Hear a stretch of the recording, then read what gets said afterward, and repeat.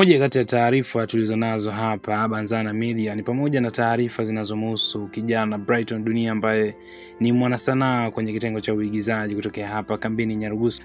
Moja kati ya taarifa ambayo imekuwa ikiendelea masaa 7 sasa tangu alipoanza kuisambaza kwenye mitandao yake ya kijamii ni baada ya kuweza kuonekana au kuona watu ambao walikwenda kuripoti video ambayo walikwenda kuchukua clip ndogo kupitia movie yao ambayo inafahamika kama Dumb Love episode ya 2, ambapo baadhi ya watu wamekwenda kuripoti kwamba video ile au clip ile ambayo alikwenda kuisambaza kwenye mitandao yake ya kijamii, zile video zinaonesha masuala yasiyo ya kimaadili, huku wengi wakijaribu kudiscuss kwamba imekaa kwenye masuala ya ngono.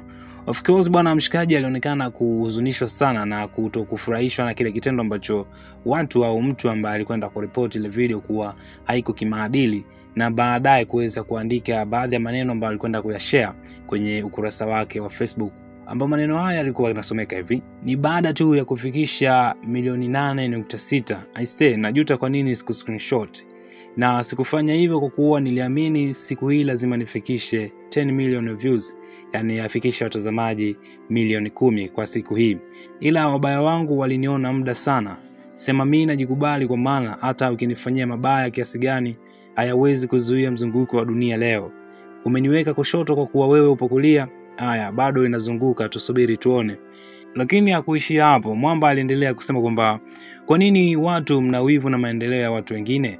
Kwani mlinichangia shingapi hadi mfikie kuripoti video zangu? Kwani mliona uchi wa nani kwenye video? Au mna ushahidi gani kama ile video ilikuwa ni ya ngono? Kwa nini mna wivu wa kishamba hivyo? Hichi kitendo sitokisahau, na kwa yeyote ambaye amechangia, Mungu anamuona. Dunia duara ni sawa na jicho tu, ukitia mchanga kidogo tu utaona wekundu. Leo kwangu, kesho ni kwako.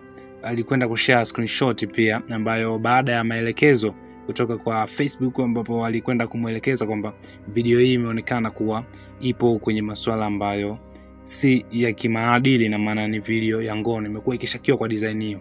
Kwa hiyo kuna baadhi ya watu pia walikwenda kucomment hapa kwamba kuna jamaa anajiita Omista anasema kwamba pole sana mzee, watu sio wazuri kabisa.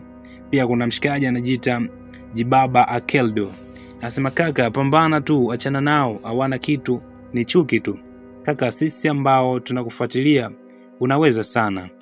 Mshikaji bwana alikwenda kumpa gwala, anasema kwamba big up sana mwanangu, shukran. Kwa hiyo siwezi kukata tamaa, bado nitazidi kupambana.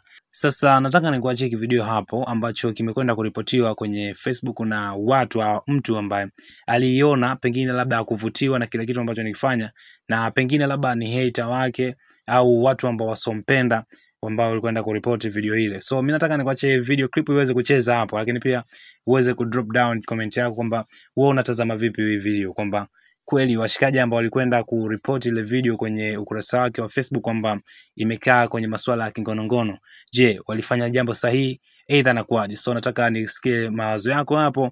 Sasa hii ilikuwa ni Chill Zone kupitia Banzana Media. Endelea kukaa hapo kwa tayari umesubscribe, umeshare, umelike, pia umedondosha comment zako za kutosha ili kuweza kufahamu kuwa je, hii kitu umekaaje, lakini pia huduma zetu unazifurahia kwa namna gani. Cheche Brown, Rumes Menga, TZD. Bye.